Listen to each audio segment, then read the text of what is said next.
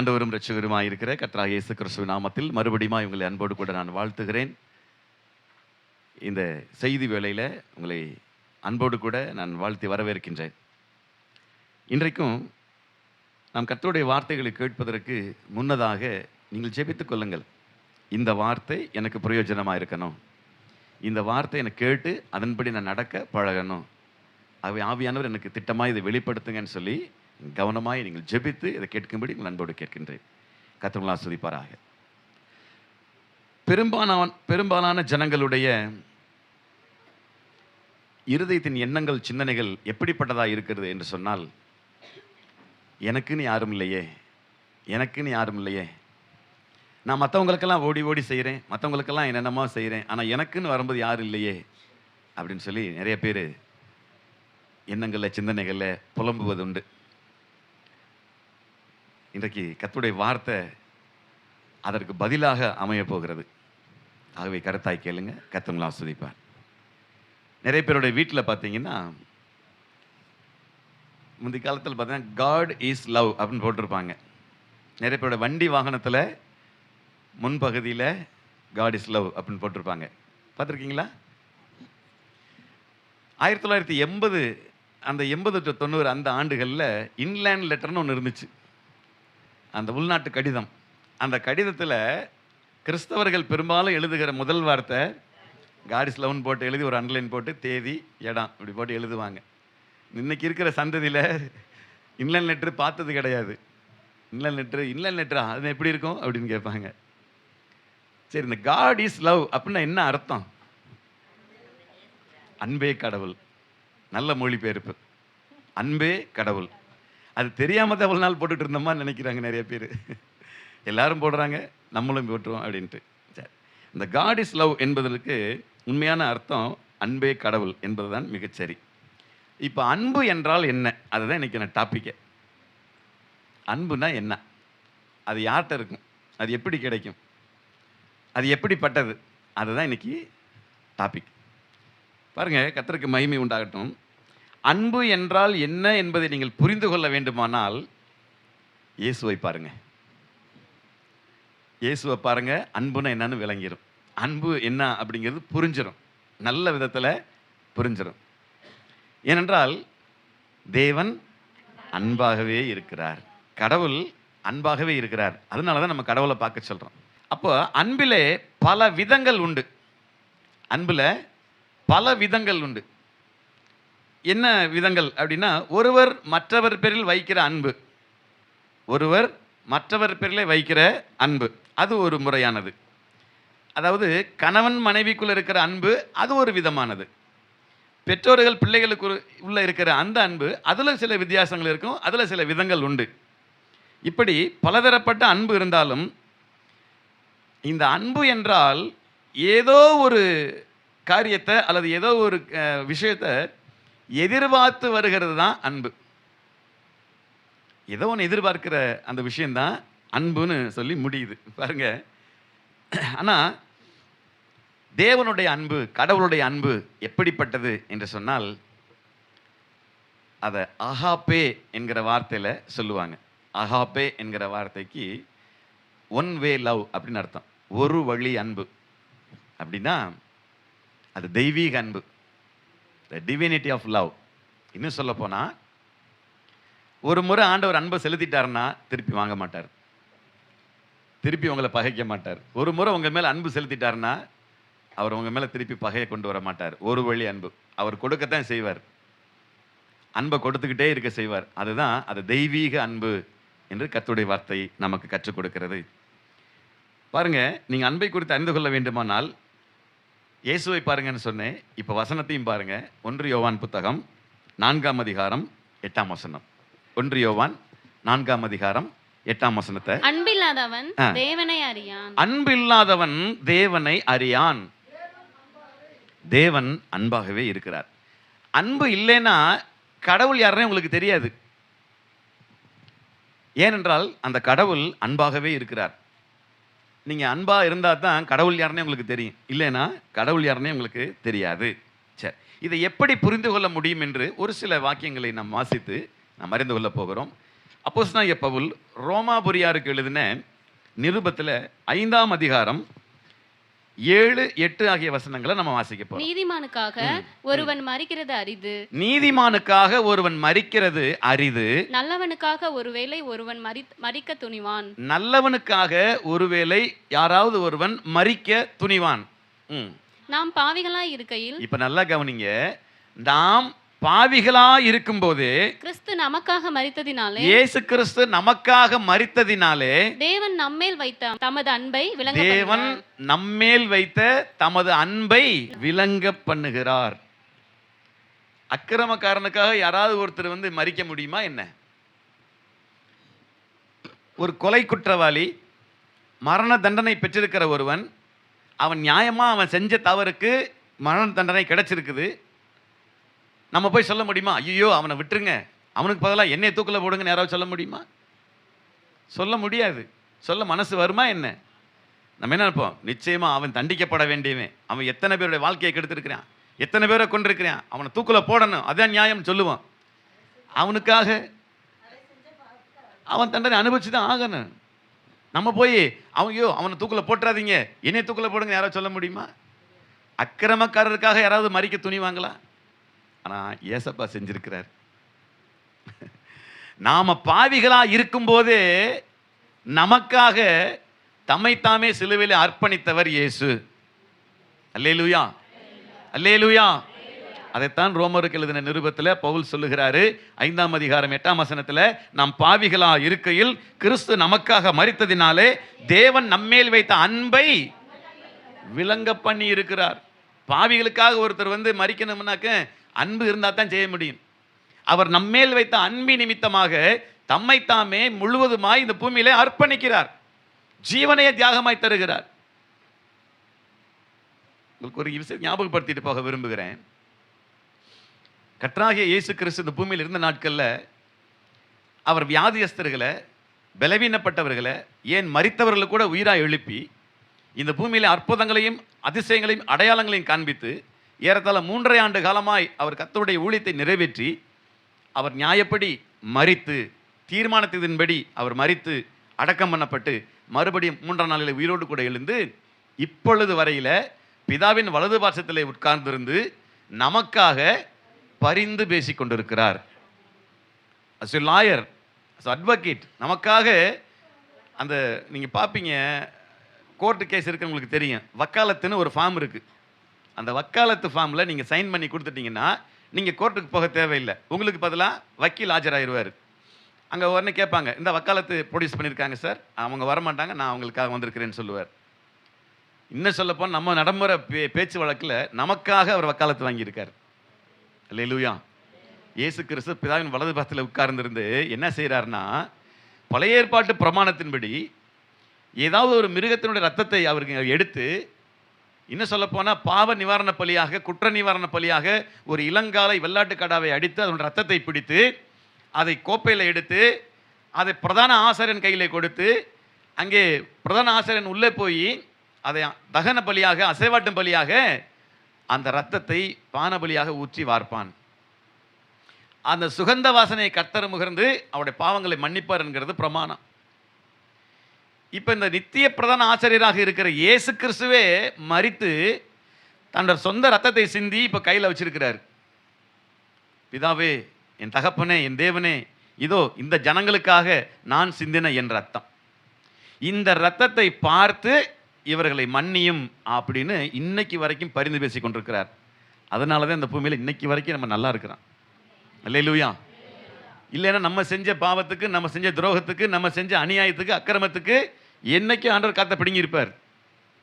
அவ்வளோதான், காற்றை பிடுங்கிட்டா முடிஞ்சு, கடைசி மூச்சு பிடுங்கிட்டா அவ்வளோதான். நம்மேல் வைத்த அன்பின் நிமித்தமாகத்தான் இன்னைக்கு வரைக்கும் நம்ம பாதுகாத்து வந்து கொண்டிருக்கிறார். அதனால தான் ரோமர் 5:8 தெளிவாக சொல்லுது, நாம் பாவிகளாய் இருக்கையிலேயே இயேசு கிறிஸ்து நமக்காக மரித்ததினாலே தேவன் நம்மேல் வைத்த தமது அன்பை விளங்க பண்ணி இருக்கிறார். உங்களுக்காக அவர் மரிச்சாரே, அவர் ஒரு குற்றமும் செய்யாதவர் என்று 3 முறை பிரகடனப்படுத்தப்பட்டது. ராஜாக்கள் சொல்றாங்க, மந்திரிமார் சொல்றாங்க, ஏன் கூட காட்டி கொடுத்த கல்லனே கூட சொல்றான், இவர் ஒரு குற்றமும் செய்யாதவர், ஒரு பாவமும் அறியாதவர், ஏன் அவர் மரிச்சாரு? நாம மரிக்கக்கூடிய மரண தண்டனை நமக்கு கிடைச்சது. பாவத்தின் சம்பளம், நம்ம தான் பாவம் செஞ்சா நமக்கு தான் மரணம் வரணும். அவர் ஒரு பாவமே செய்யாதவர். நாம் செய்த பாவங்களை அவர் தன்மேலே சுமந்து கொண்டு ஆக்கினையை அவர் அடைந்தார்.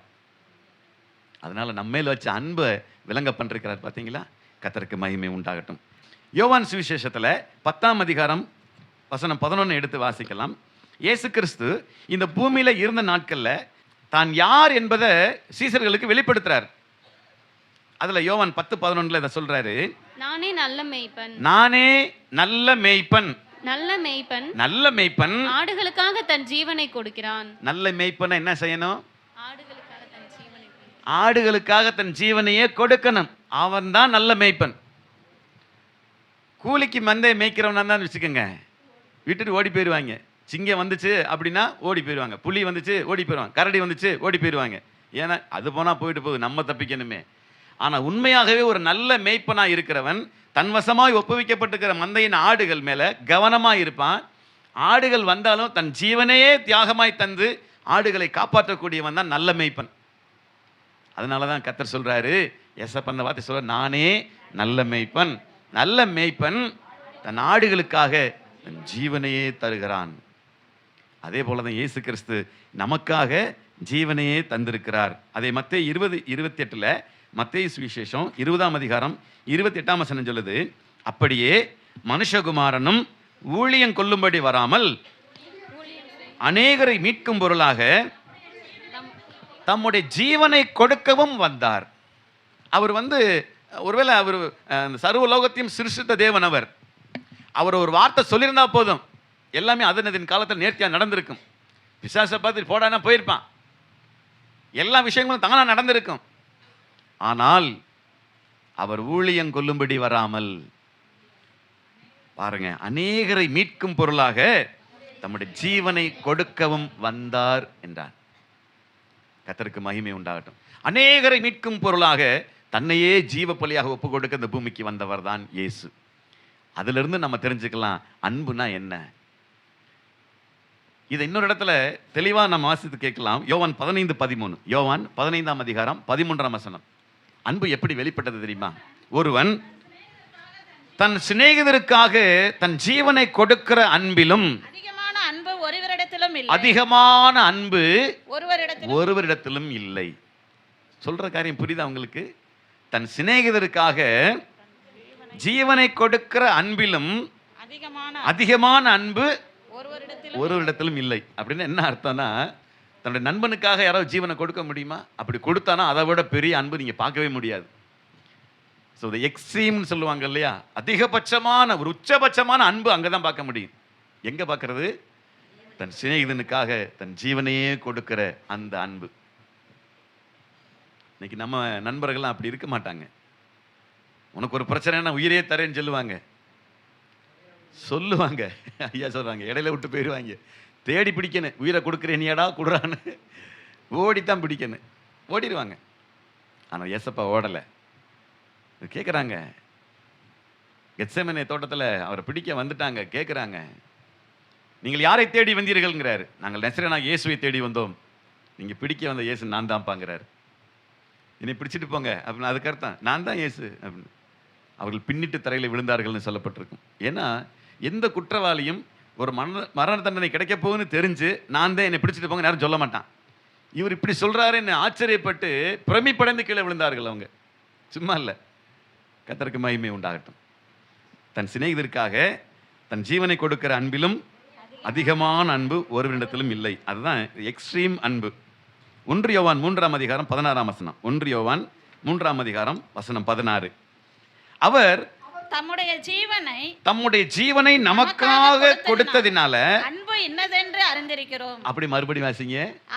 அவர் தம்முடைய ஜீவனை நமக்காக கொடுத்ததினாலே, எல்லாம் சொல்லுங்க. அவர் தம்முடைய ஜீவனை நமக்காக தந்ததினால அன்பு இன்னதென்று அறிந்திருக்கிறோம். நாமும் சகோதரருக்காக ஜீவனை கொடுக்க கடனாளிகளாய் இருக்கிறோம் அப்படின்னு சொல்லியிருக்கிறாரு. எத்தனை பேர் தன் சிநேகிதருக்காக சகோதரனுக்காக ஜீவனை கொடுக்க ரெடியா இருக்கீங்க? ஐயா மட்டும் கை தூக்குறாரு. கர்த்தருக்கு ஸ்தோத்திர மகிமை உண்டாகட்டும். அதுக்கு கடனாளிகளாக இருக்கிறோம். உன் சகோதரனுக்கு ஒரு பிரச்சனை வரும்போது அவனுக்கெல்லாம் அப்படித்தாண்டா நடக்கணும்னு சொல்லி நீங்கள் போனீங்கன்னா அன்பு வராது. ஐயோ என் சகோதரன் இப்படிப்பட்ட பிரச்சனை மாட்டிருக்கிறானே, நான் போகணுமே அப்படின்னு நீங்கள் துடிச்சிட்டு இருந்தீங்கன்னா அதுதான் அன்பு. அது செய்யணும். சகோதரனா கூட பிறந்த சகோதரன் மட்டும் இல்லை, எல்லாருமே சகோதரன் சகோதரியத்தான் அந்த பூமியில் இருக்கிறோம். கர்த்தருக்கு மகிமை உண்டாகட்டும். அதனால தான் கர்த்தருடைய வார்த்தை நமக்கு சொல்லுகிறது, இது தெய்வீக அன்பு. இந்த அன்பு டிவைனிட்டி ஆஃப் லவ், அது எக்ஸ்ட்ரீம் லவ். அதை யாராலையும் வர்ணிக்க முடியாது, அதுக்கு அடைமொழியும் போட முடியாது, அதுக்கு அர்த்தங்களும் சொல்ல முடியாது. அப்படிப்பட்ட ஒரு அன்பு தான் தெய்வீக அன்பு. அப்போ இயேசு கிறிஸ்துவின் அன்பை அல்லது அந்த தெய்வீக அன்பை இன்றைக்கு அநேகர் அறியாதிருக்கிறபடினால தான் அவர்களுக்கு இது ஒரு புரியாத புதிராக தோன்றும். இது என்ன பெரிய காரியம், என்ன செஞ்சிட்டாரு, என்ன பெருசாக பண்ணிட்டாங்க அப்படின்னு சொல்லுவாங்க. அது புரியாத ஒரு புதிராகவே இருக்கும். ஏன்னா அவங்களுக்கு இயேசு யாருன்னு தெரியாது. அப்போ அன்பு என்னன்னு தெரியாது. தெரியாததுனால அவங்களுக்கு ஒரு கேள்விக்குறியாகவே இருக்கும். சரி, இயேசு கிறிஸ்து ஏன் பூமிக்கு வர வேண்டும்? இயேசு கிறிஸ்து ஏன் பூமிக்கு வரணும்? நல்ல கேள்வி. பாவிகளை ரட்சிக்க. அப்புறம்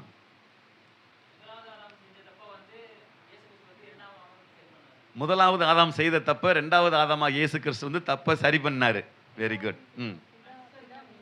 பிதா முன்குறிச்சு வச்சதுனால பூமிக்கு வந்தார். வேற யார சொன்னாங்க? மனுஷர் மேல் வைத்த பிரியம். Very good. வேற பரிசுத்த ரத்தம் சிந்தப்பட வேண்டும். Very good. சரி, எல்லாமே கரெக்ட் தான். எல்லாம் தப்பு நான் சொல்ல வரல, எல்லாமே சரிதான். ஆதியாகமம் 3:15 ஏன் இயேசு பூமிக்கு வரணும்னா ஆதியாகமம் 3:5 தான் பதில். உனக்கும் ஸ்திரீக்கும் உன் வித்துக்கும் அவள் வித்துக்கும் பகை உண்டாக்குவேன், அவர் உன் தலையை நசுக்குவார். அதான் அவர் யாரு? இயேசு. அவர் வந்து உன் தலையை நசுக்கணும். அதுக்கு தான் பூமிக்கே வந்தார். பிசாசின் தலையை நசுக்க, பிசாசனுடைய ஆதிக்கத்தை அழிக்க, பிசாசனுடைய சாம்ராஜ்யத்திற்கு முடிவு கட்ட இயேசு வந்ததுக்கான பிரத்யேகமான நோக்கம் பாவிகளை ரட்சிக்க தான். அதெல்லாம் ஏற்றுக்கொள்ள வேண்டியதுதான். ஆனால் மிக பிரத்யேகமாக கர்த்தருடைய வார்த்தை தீர்க்க தரிசனமாய் சொல்லப்பட்ட முதல் தீர்க்க தரிசனம், இயேசு கிறிஸ்து பூமியில பிறக்கணும், அவர் பிசாசின் தலையை நசுக்கணும். இதுதான் இந்த பூமியில பிறந்ததற்கான மிக முக்கியமான காரணம். ஏன் இந்த பிசாசின் தலை நசுக்க சொன்னாரு? ஆதாம் ஏவாளை ஏமாத்திட்டான். தம்மை போல தம்முடைய சாயலாக தம்முடைய ரூபமாக உண்டாக்கப்பட்ட மனுஷனை இந்த பொல்லாத பிசாசான வஞ்சகமாய் தந்திரமாய் ஏமாற்றி பாவம் செய்ய தூண்டினவன், பாவம் செய்ய வைத்தவன். அதனால அவனை தலை நசுக்க சொல்லிட்டு ஆண்டவர் ஸ்திரீயின் வித்தாக இயேசு கிறிஸ்துவை பூமியிலே பிறக்க வைத்தார். ஸ்திரீயின் வித்தாக தோன்றினவர் இயேசு. கர்த்தருக்கு மகிமை உண்டாகட்டும். அதில் முக்கியமான ஒரு விஷயம் சொல்லிட்டு போறேன். இந்த பூமியில பிறக்கிற எல்லாருமே புருஷனுடைய வித்து தான் பூமியில எல்லா ஜனங்களும் பலுக பெருக காரணமாக இருக்கிறது. ஆனால் ஸ்திரீயின் வித்தாக மட்டும் ஒருத்தர் பிறப்பாருன்னு தீர்க்க தரிசனம் ஆதியாகமம் 3:5 சொல்லப்பட்டிருந்தது. அதனால தான் இயேசு கிறிஸ்து அவர் பரிசுத்த ஆவியினிடத்துல அவர் கர்ப்பவதியாகி அவர் குழந்தையை உற்பவித்தார்னு சொல்லப்பட்டிருக்கிறது. ஆக அது புருஷனுடைய வித்து அல்ல, இயேசு ஸ்திரீயின் வித்தாக பிறந்தவர். கர்த்தருக்கு மகிமை உண்டாகட்டும். ஆபகுக்கின் புத்தகம் 1ஆம் அதிகாரம் 3ஆம் வசனத்தில் சொல்லப்பட்டிருக்கிறது, அவர் தீமையை பார்க்காத சுத்த கண்ணனேன்னு சொல்லப்பட்டிருக்கிறது. அவர் தீமையை பார்க்க மாட்டாத சுத்த கண்ணர். இப்ப பரலோகத்தில் இன்னும் சொல்ல போனால் 3வது வானத்தில் ஏதேன்ங்கிற தோட்டத்தில் இந்த சம்பவம் நடக்குது. இந்த 3வது வானத்தில் செய்யப்பட்டிருக்கிற ஏதேன் தோட்டத்தில் இந்த ஆதாம் ஏவாள் தவறு செய்தபடினால, பாவம் செய்தபடினால கர்த்தர் அந்த ஏதேன் தோட்டத்திலிருந்து மனுஷனை வெளியே துரத்தி விட்டார். வெளியே துரத்திட்டு தான் இந்த சம்பவம் சொல்றாரு. பார்த்துக்க, பிசாசே உனக்கும் இந்த ஸ்திரீக்கும் உன் வித்துக்கும் இவள் வித்துக்கும் நான் பகை உண்டாக்குவேன், அவர் வந்து உன் தலை நசுக்குவார் அப்படிங்கிற அந்த வாக்கு தத்தம் சொல்லப்பட்டது, அந்த தீர்க்க தரிசனம் சொல்லப்பட்டது. அப்போ தீமையை பார்க்காதவர், தீமையை பார்க்க மாட்டாத சுத்த கண்ணர் அவர் அப்படின்னு சொல்லப்பட்டிருக்கு ஆதியாகமம் 1:13. கர்த்தருக்கு மகிமை உண்டாகட்டும். அப்போ இன்னும் சொல்ல போனா இந்த ஜனங்களுக்காக தம்முடைய ஜீவனையே கொடுக்கிற அந்த அன்பு இருக்கிறதே, அந்த தெய்வீக அன்பு, இந்த அன்பு நிமித்தமாகத்தான் தன்னையே ஜீவ பலியாக ஒப்பு கொடுக்கும்படியாய் இயேசு கிறிஸ்துவை பிதாவாகிய தேவன் முன்குறித்து வைத்திருந்தார். அவர் முன்குறித்த தீர்மானத்தின்படி தான் இந்த பூமியில மனுஷகுமாரன் பிறந்தார். அதை யோவான் ஸ்நானகன் சொல்றார் ஒரு இடத்துல, இதோ தீர்மானிக்கப்பட்டபடியே மனுஷகுமாரன் போகிறார். அடிக்கப்படுகிற ஆட்டு தீர்மானிக்கப்பட்டபடியே, எப்போ? ஆதியாகமம் 3:15 தீர்மானிக்கப்பட்டபடியே மனுஷகுமாரன் போகிறார் நம்மேல் வைத்த அன்பின் நிமித்தமாக. ரோமர் 5:8 மறந்துடாதீங்க. நாம் பாவிகளாக இருக்கும்போதே நமக்காக ஜீவனை கொடுக்க பூமிக்கு வந்த மனுஷகுமாரன் அவர். பாருங்க, மனுஷன் பாவம் செஞ்சிட்டான், அந்த பாவத்துக்கு பரிகாரம் உண்டு. பாவத்துக்கான பரிகாரம் இருக்கிறது. ஒரு பரிகாரம் செஞ்சா அந்த பாவம் நிவர்த்தி ஆயிரும். பழைய ஏற்பாட்டு பிரமாணங்கள் என்ன சொல்லுது? ஒரு இளங்காலையாவது, ஒரு வெள்ளாட்டு கடாவையாவது, அல்லது சில புறா குஞ்சுகளையாவது நீங்க பலியா செலுத்தினீங்கன்னா, சர்வாங்க தகன பலியா செலுத்தினீங்கன்னா உங்க பாவம் நிவர்த்தி ஆகும் அல்லது பரிகாரம் உண்டாகும் என்று பழைய ஏற்பாட்டில் பிரமாணம் நமக்கு கற்றுக் கொடுக்குது. ஆனால் அதனால அந்த நியாயப்பிரமாணத்தினால தேவனுக்கு முன்பாக ஒருத்தரும் நீதிமான் ஆக்கப்பட முடியவில்லை. ஒருவேளை இன்றைக்கு வரைக்கும் இந்த சட்டம் அமுல்படுத்தி இருந்திருந்தா, இப்போ பேரு கூட காக்கா குருவி கூட கிடைக்காது, ஆடு மாடுகள் எங்கேயும் பார்க்க முடியாது. நீங்க செஞ்ச பாவத்துக்கு தினந்தோறும் நீங்க பலி செலுத்தி கொண்டே இருக்கணும். டெய்லி ஒரு கடை வெட்டினா கூட உங்க பாவம் தீராது. அப்படி இருக்கு சூழ்நிலை. அப்படின்னா எங்க ஆடு கிடைக்கும்? எங்க போய் பிடிச்சிட்டு வர்றது? கிடைக்காது. அதனால தான் இந்த நியாயப்பிரமாணம், மாம்சத்திலே பலவீனமாக இருந்த நியாயப்பிரமாணம் செய்யக்கூடாதத தேவனே செய்யும்படிக்கு, இயேசுவே செய்யும்படிக்கு தம்முடைய குமாரனை பாவ மாம்சத்தின் சாயலாகவும் பாவத்தை போக்கும் பலியாகவும் இந்த பூமிக்கு அனுப்பி, ஆதியாகமம் 3:5 சொன்ன வார்த்தை நிறைவேறுது.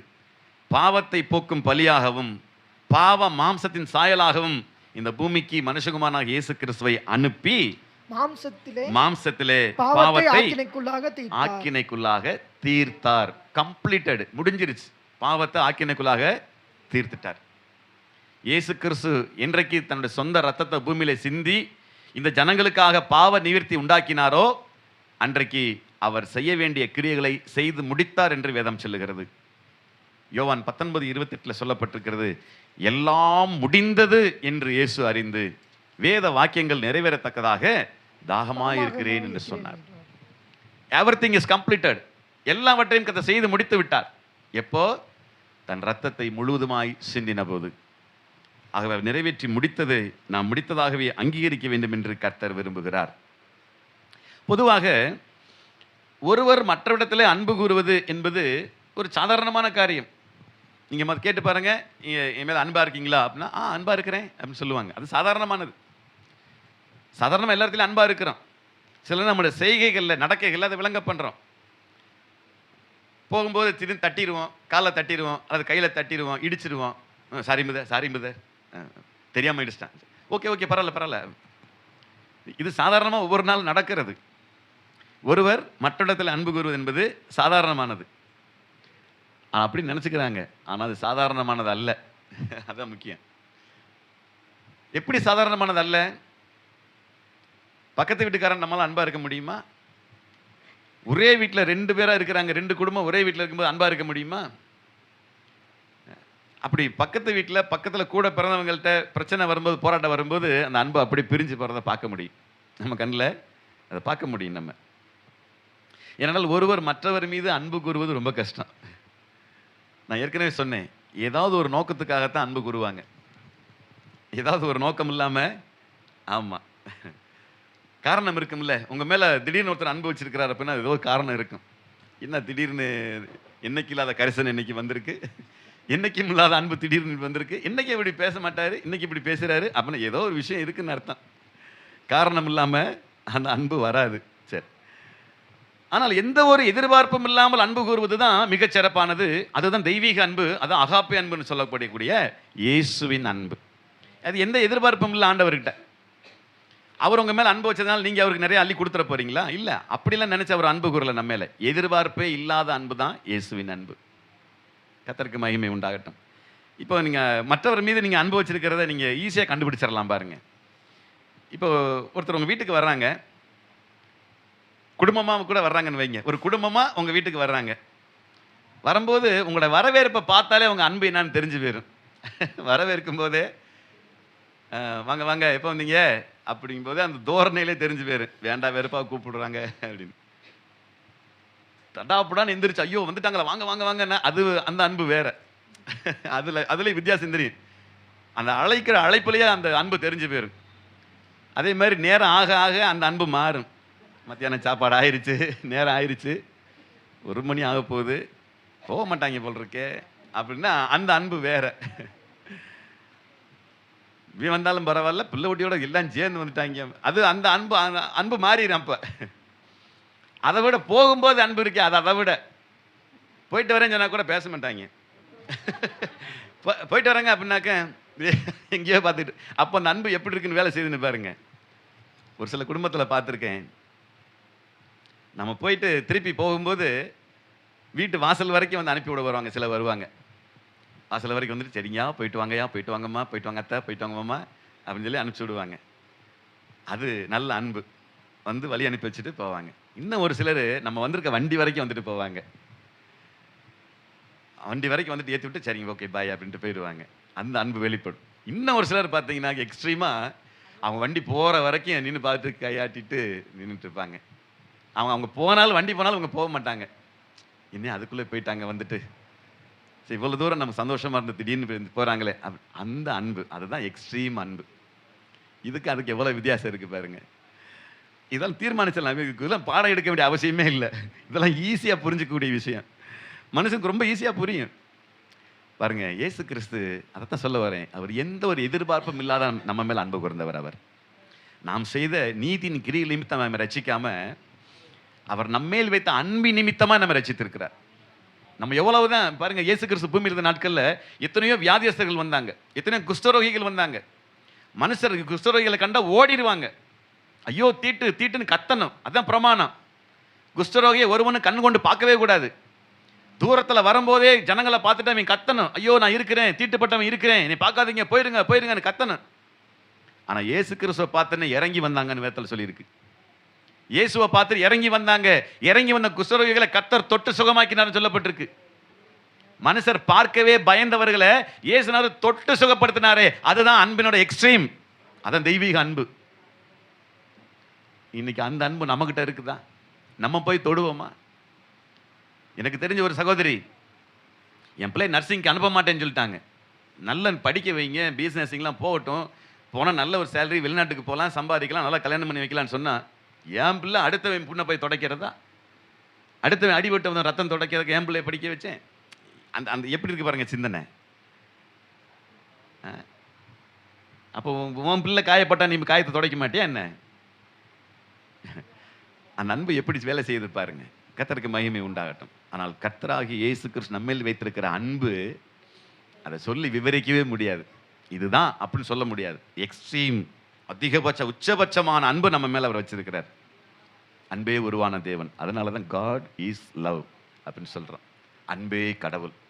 அல்லேலூயா, அல்லேலூயா. கர்த்தருக்கு மகிமை உண்டாகட்டும். சரி, நான் ஏற்கனவே சொன்னேன், ஒவ்வொருத்தருக்குள்ளேயும் அன்பு வித்தியாசப்படும். கணவன் மனைவிக்குள்ள இருக்கிற அன்பு வேற. கணவன்மார்கள் மனைவி மேல அன்பு கூர்ந்து பாருங்க. இன்ன வரைக்கும் அன்பு கூறலைனாலும் கூட இப்போ கூட மனைவி மேல அன்பு கூர்ந்து பாருங்க. நீங்க கேட்காமே சிக்கன் பிரியாணி வந்திருக்கும். நீங்க கேட்காமையே உங்களுக்கு தேவையான ஐஸ்கிரீம் வந்து நிற்கும். என்னப்பா ஐஸ்கிரீமா? அது உங்களுக்கு பிடிக்கும்னு செஞ்சேன். எங்க அன்பு கூர்ந்து பார்த்ததுனால வந்துச்சு. அன்பு கூறாம இருந்தீங்கன்னு வைங்க, கஞ்சி இருக்கு சாப்பிட்டு போயா மாறிடும். பெற்றோர்கள் கூட பிள்ளைகள் மேலே வைக்கிற அன்பு இருக்குது பாருங்க. நீங்கள் பிள்ளைகளை மட்டும், எப்பா உன்னை மாதிரி அறிவாளி யாருமே இல்லைடா அப்படின்னு சொல்லி மட்டும் பாருங்க. காலைல 5 மணிக்கு டான் எந்திரிச்சு ஜபிக்க உட்காந்துருவான். 6 மணிக்குள்ள இப்போ ஹோம்ஒர்க் முடிஞ்சிருக்கேன், 7 மணிக்குள்ள ஸ்கூல் கிளம்பியிருப்பான். உன்னை பெற்றதுக்கு அப்படின்னு வச்சுக்கோங்க. எங்கள் அப்பா இப்படித்தான், எப்போ இப்படிதான் சொல்லுவார். அவங்களுக்கு ஒரு வேலையே இல்லை. நீங்கள் அன்பு கூர்ந்து மட்டும் பாருங்க, அன்பா இருந்து மட்டும் பாருங்க. அன்பு சகலத்தையும் தாங்கும், அன்பு சகலத்தையும் சகிக்கும். அன்புக்கு ஈடு ஒண்ணுமே கிடையாதுங்க. அன்பு ஒரு காலம் ஒழியாது. 1 கொரிந்தியர் 13ஆம் அதிகாரம் முழுக்க முழுக்க அன்பின் அதிகாரம். அன்பை குறித்து சொல்லப்பட்டிருக்கிற அதிகாரம்னு பார்த்தா 1 கொரிந்தியர் 13. நீங்கள் வீட்டில் வாசிச்சு பாருங்க. கர்த்தருக்கு மகிமை உண்டாகட்டும். சரி, அதே போல் என்னதான் சொன்னாலும் மனுஷர்களுடைய அன்பு பார்த்தீங்கன்னா ஒரு நாள் மாறி போகும். ஒரு நாள் எல்லா மனுஷனுடைய அன்பு ஒரு நாள் ஒளிஞ்சு போயிடும். சில போராட்டம் பிரச்சனை வரும்போது அந்த அன்பு எங்கே போச்சுன்னு தெரியாது. நல்லா இருப்பாங்க, குடும்பத்தில் இருப்பாங்க, திடீர்னு ஒரு புயல் மாதிரி ஒரு பிரச்சனை வரும், வந்த உடனே அப்படியே ஆப்போசிட்டாக மாறிடுவாங்க. அது வரைக்கும் கண்ணுக்கு அழகாக தெரிஞ்ச மனைவி பயங்கரமாக மாறுவாங்க. சி போ அப்படிங்க ஒரு வாரத்தில் முடிஞ்சு போச்சு. அந்த அன்பு எப்படின்னா குடும்பத்தில் சில பிரச்சனைகள் வரும்போது நம்ம அதை ரொம்ப கவனமாக இருக்கணும், கையால் பழகணும். யார் மேலேயே இருக்கிற கோபத்தை வீட்டில் காமிக்கக்கூடாது. எவனோ ஒருத்தன் உனக்கு ராங்கா கால் போட்டதுனால நீங்கள் வீட்டில் ராங்கா நடந்துக்கிட்டீங்கன்னா போச்சு. அப்போ ரொம்ப கவனம் தேவை. அன்பு ஒரு செகண்டில் மாறி போயிடும். இந்த மனுஷனையாக கட்டிட்டு இத்தனை வருஷம் போராடிட்டு இருந்தோம்னு சொல்லி வந்துடும் மனசில். அதான் எங்கள் அப்பா அடிக்கடி சொல்லுவாங்க, நல்லவன் பேர் எடுக்கிறதுக்கு பல வருஷங்கள் பிடிக்குமா. அவன் நல்லவன் அப்படின்னு இந்த உலகம் ஊர் உலகம் சொல்லணும்னா பல வருஷ காலம் பிடிக்கும். ஆனால் கெட்டவேன்னு பேர் எடுக்கிறதுக்கு வித்தின் செகண்ட், ஒரு செகண்ட் போதும். பாரு இப்படியாமல அப்படின்னா முடிஞ்சு வச்சு. அப்போ நல்லவேன்னு பேர் எடுக்கிறது எவ்வளோ கஷ்டம் பாருங்க, பல வருஷங்கள் போராடணும். கர்த்தருக்கு மகிமை உண்டாகட்டும். ரோமர் 8ஆம் அதிகாரத்தில் 28ஆம் வசனத்தை வாசிக்கலாம். அன்றியும் அவருடைய தீர்மானத்தின்படி அழைக்கப்பட்டவர்களாய் தேவனிடத்தில் அன்பு கூறுகிறவர்களுக்கு சகலமும் நன்மைக்கு ஏதுவாக நடக்கிறது என்று அறிந்திருக்கிறோம். என்ன அழகா சொல்றாரு பாருங்க. அவருடைய தீர்மானத்தின்படி அழைக்கப்பட்டவர்களாய் தேவனிடத்தில் யாரெல்லாம் அன்பு கூறுகிறார்களோ, நல்ல கவனமா கேளுங்க, யாரெல்லாம் கர்த்தரிடத்தில் உண்மையாக அன்பு கூறுகிறார்களோ அவர்களுக்கு சகலமும் நன்மைக்கு எதுவாகத்தான் நடக்கும். யாருக்கு நன்மைக்கு எதுவாக நடக்கும்? சகலமும் யாரு கர்த்தரிடத்தில் அன்பு கூறுகிறார்களோ அவர்களுக்கு. கர்த்தருக்கு மகிமை உண்டாகட்டும். நீங்க ஆண்டவர் மேல அன்பு வச்சு பாருங்க. இங்க உங்க பிள்ளைகள் மேல அன்பு வச்சு பார்த்துருப்பீங்க, பெற்றோர் மேல அன்பு வச்சு பார்த்துருப்பீங்க, கட்டின கணவன் மனைவி மேல அன்பு வச்சு பார்த்துருப்பீங்க. கடவுள் மேல அன்பு வச்சு நீங்க பார்த்துருக்கீங்களா? நீங்க கடவுள் மேல அன்பு வச்சு பாருங்க. சாதாரண மனுஷனே எவ்வளவு செய்யறான். ஒரு ஒரு ஒரு கடைக்கு வியாபாரத்துக்கு போயிட்டா அவன் ரொம்ப கராரான ஆளு. நீ சொன்ன எழுதியிருக்கிற விலையை விட குறைச்சே தர மாட்டான், அப்படிப்பட்ட ஆளு. அவர்கிட்ட மட்டும் போய் நீங்க அன்பா பேசி பாருங்க. ஐயா இப்படிங்க இவ்வளோ வயசுல இவ்வளோ எல்லாமே தெரியுறீங்க, இவ்வளோ சுறுசுறுப்பா இருக்கிறீங்க, ஒரே ஆளை நீங்க கடையை பார்த்துக்கிறீங்க போல இருக்கு அப்படின்னாக்க, தம்பி 120 ரூபா வேலை, இந்த உனக்கு 100 ரூபாய்க்கு தரேன். நீ ஒரு நிமிஷம் பேசின அந்த வார்த்தைக்கே 20 ரூபா குறைஞ்சி வச்சு ஒரு சின்ன பொருளுக்கு. நீங்க கடவுள்கிட்ட அன்பு வச்சு பாருங்க, அது மாறாத அன்பு. அவரை மட்டும் நீங்க ஆராதனை பண்ணி பாருங்க. ஆண்டவரே உண்மை தவிர நான் யாருக்கு ஆராதனை செய்ய மாட்டேன், ஆண்டவரே உண்மை தவிர வேற யாரும் நம்ப மாட்டேன்ப்பா, உண்மையில நான் அன்பு வச்சிருக்கிறேன். நீங்க அந்த அன்பை வெளிப்படுத்தி மட்டும் பாருங்க. நீங்க கோரேசுக்கு சொன்னது போல ஏசாயா 45ல் வெண்கல கதவுகளை உடைத்து இருப்பு தாழ்பாள்களை முறித்து ஒளிப்படத்தில் இருக்கிற பொக்கிஷங்களை மறைவிடத்தில் இருக்கிற புதையல்களை நான் உனக்கு தருவேன். அல்லேலூயா. அன்பு வச்சு மட்டும் பாருங்க. அந்த அன்பு மாறாதது. அதான் தெய்வீக அன்பு, எக்ஸ்ட்ரீம் லவ். அதை புரிஞ்சுக்கணும்னு தான் ஆண்டவர் இன்னைக்கு அந்த காரியத்தை எடுத்து சொல்றார். வாசிங்க, இன்னொரு விஷயத்தை எடுத்து வாசிப்போம். யோவான் 15ஆம் அதிகாரம் 12 வாசிக்கலாம். நான் உங்களில் அன்பாய் இருக்கிறது போல, ஏசப்பா சொல்றாரு, நான் உங்களிடத்தில் அன்பாய் இருக்கிறது போல நீங்களும் ஒருவரில் ஒருவர் அன்பாய் இருக்க வேண்டும், நீங்களும் ஒருவரில் ஒருவர் அன்பாய் இருக்க வேண்டும் என்பதே என்னுடைய கற்பனையாய் இருக்கிறது. நான் சொல்ற கட்டளை அதுதான்.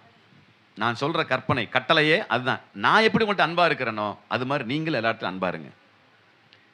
ஒரு முறை 5000த்துக்கு மேற்பட்ட புருஷர்கள் ஜனங்கள் அவருடைய உபதேசத்தை கேட்டு மெய் மறந்து உட்காந்துட்டாங்க. வந்து 3 நாள் ஆச்சு.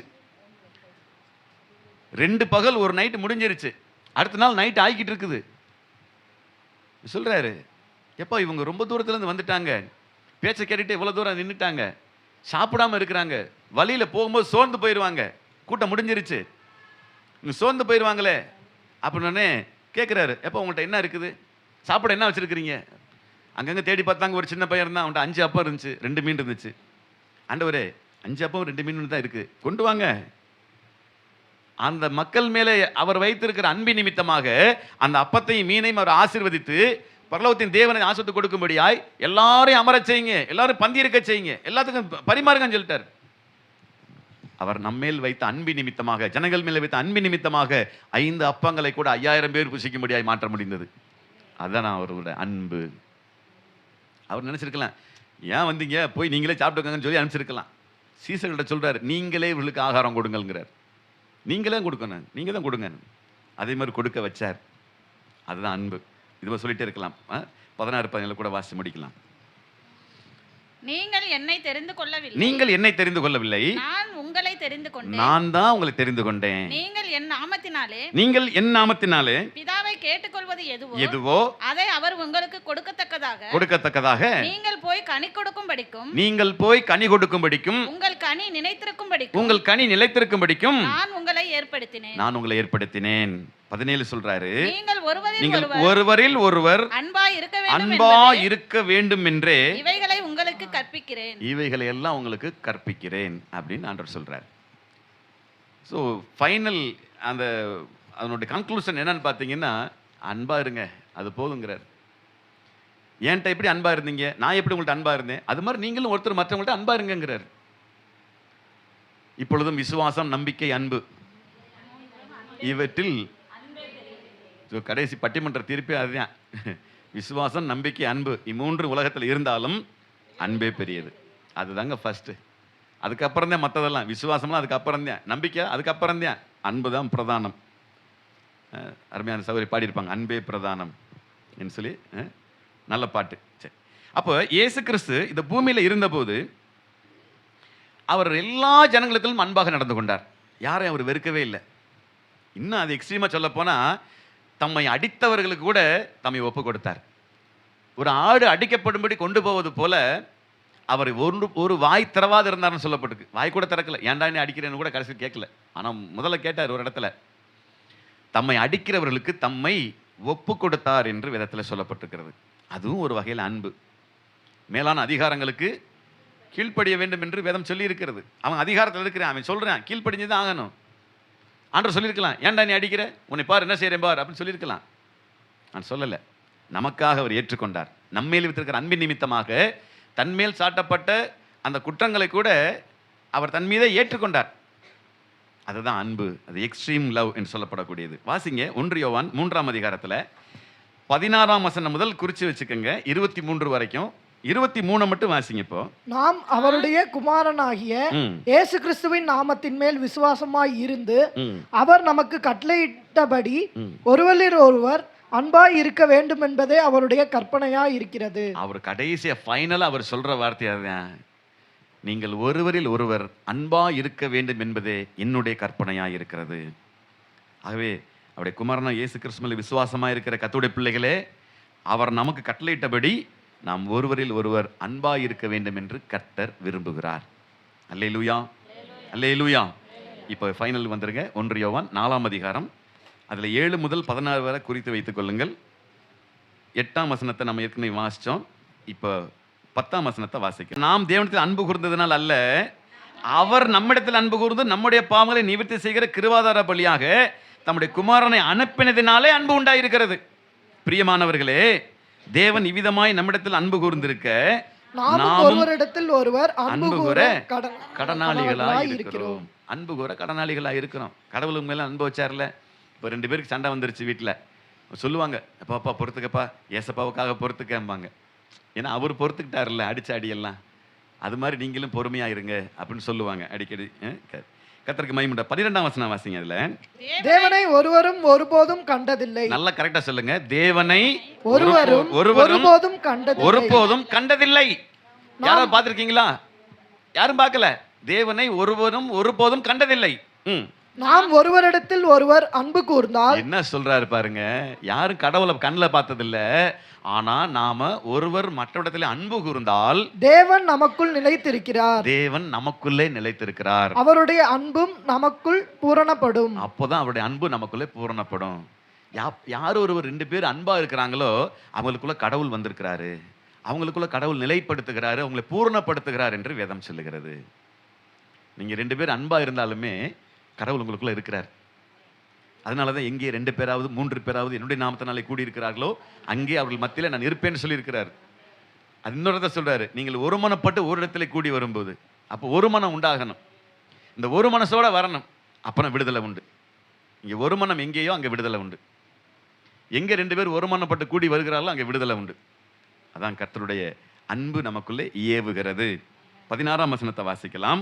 தேவன் நம்மேல் வைத்திருக்கிற அன்பை நாம் அறிந்து விசுவாசித்திருக்கிறோம். தேவன் அன்பாகவே இருக்கிறார்.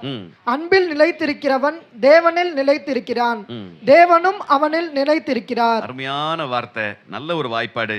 தேவன் நம்மேல் வைத்திருக்கிற அன்பை நாம் அறிந்து விசுவாசித்திருக்கிறோம். தேவன் அன்பாகவே இருக்கிறார்.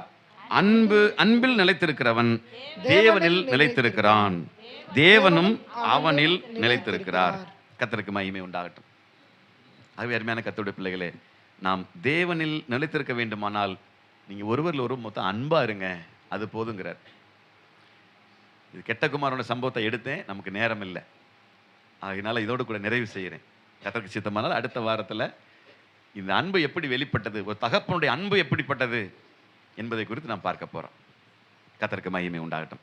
ஆகவே அருமையான கர்த்தருடைய பிள்ளைகளே, கர்த்தர் சொல்லுகிற பிரமாண தீர்மானத்தின்படி நீங்கள் ஒருவரில் ஒருவர் அன்பா இருக்க கடவீர்கள். ஏன்னா அன்பு தேவனால் உண்டாயிருக்கிறது.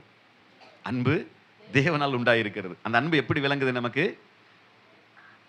அந்த அன்பை எப்படி நீங்க விளங்கிக்க முடியும்? கர்த்தருக்கு மகிமை உண்டாகட்டும். இயேசு கிறிஸ்து நீங்கள் பாவிகளாக இருக்கும்போதே உங்களுக்காக ஜீவனை கொடுத்ததுனால அன்பு விளங்குது.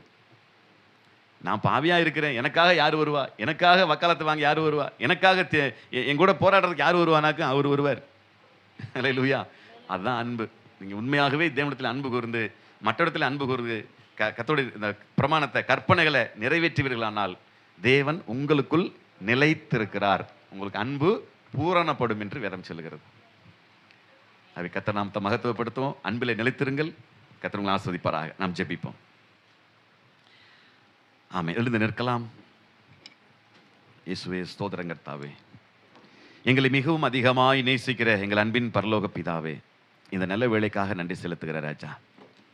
இன்றைக்கும் அன்பே கடவுள் என்கிற வார்த்தை குறித்து நாங்கள் மிகச்சிறப்பான ஒரு வாக்கியங்களை நாங்கள் வாசித்து எங்கள் வேத அறிவை பெருக்கிக் கொண்டிருக்கிறோம். தேவன் எங்களோடு பேசின இந்த வார்த்தைக்காக நன்றி செலுத்துகிற ராஜா. 1 யோவான் 4:8 பிரகாரம் அன்பு இல்லாதவன் தேவனை அறியான், தேவன் அன்பாகவே இருக்கிறார் என்ற வார்த்தை பிரமாணத்தை நாங்கள் ஏற்றுக்கொள்கிறோம். கர்த்தராகிய தேவன் எங்களுக்காக ஜீவனையே தியாகமாய் தந்தீரே, அந்த அன்புக்கு ஈடாக இணையாக எதுவுமே இல்லை ராஜா. நான் உங்களிடத்தில் அன்பாய் இருக்கிறது போல நீங்களும் ஒருவரிடத்தில் ஒருவர் அன்பாய் இருங்கள் என்கிற இந்த கற்பனையை நாம் கடைபிடிக்க வேண்டும் என்று கர்த்தர் விரும்புகிறார். ஒருவேளை கணவன் மனைவிக்குள்ளாக அன்பில்லாமல் நீ இருந்திருக்கலாம், பெற்றோர்கள் பிள்ளைகளிடத்தில் அன்பா இருக்காமல் இருந்திருக்கலாம், பிள்ளைகளும் பெற்றோரிடத்தில் அன்பா இல்லாமல் இருந்திருக்கலாம். ஆனால் இன்றிலிருந்து ஒரு பெரிய மாற்றம் வரணும். முதல்ல உங்கள் சொந்த குடும்பத்தில் அன்பா இருங்க, தாய் தகப்பன்ட்ட அன்பா இருங்க, பெற்றோர்கள் பிள்ளைகளுக்கு அன்பா இருங்க, கணவன் மனைவிடத்தில் அன்பா இருங்க, மனைவி கணவனத்தில் அன்பா இருங்க. அன்பு சகலத்தையும் தாங்கும், சகலத்தையும் சகிக்கும். நீங்கள் எவ்வளோதான் மன்னிக்கவே முடியாத தப்பு செஞ்சுருந்தாலும் நீங்கள் அன்போடு கூட நடந்தீங்கன்னா அதை கூட மன்னிச்சிருவாங்க. ஆகவே தகப்பனே, இன்றைக்கு இந்த வார்த்தை நம்முடைய பிள்ளைகளுக்குள்ளாய் கிரியை செய்ய வேண்டும் என்று உம்முடைய கரத்தில் அர்ப்பணிக்கிறேன் ராஜா. இன்றைக்கு வந்திருக்க எல்லா கர்த்தருடைய பிள்ளைகளுக்குள்ளாகவும் இந்த அன்பு என்கிற வார்த்தை ஆழமாய் பதிய வேண்டும் என்று உம்முடைய கரத்தில் அர்ப்பணித்து நாங்கள் ஜெபிக்கிறேனப்பா. அத்தனை பேரையும் ஆசவங்களை சுதந்திரிக்க உதவி செய்யுங்க. வந்திருக்கிற பிள்ளைகள் சுகபத்திரமாய் சென்று சேரவும், வழிகளில் யாத்திரைகளை உடன் இருக்கவும் கர்த்தர் கிருபை செய்யுங்க. எந்த விதத்தில் நம்முடைய பிள்ளைகள் இயற்கைக்கு விரோதமாய் போராடக்கூடாதபடிக்கு நம்முடைய வல்லமையில கரங்கள் தாங்கி நடத்தும்படியாய் ஜெபிக்கிறோம். கர்த்தர் ஆசீர்வதியும் பலப்படுத்தும். இயேசு கிறிஸ்துவின் நாமத்தில் வேண்டிக் கொள்கிறோம் எங்கள் பரலோகத்தின் நல்ல பிதாவே. ஆமென், ஆமென்.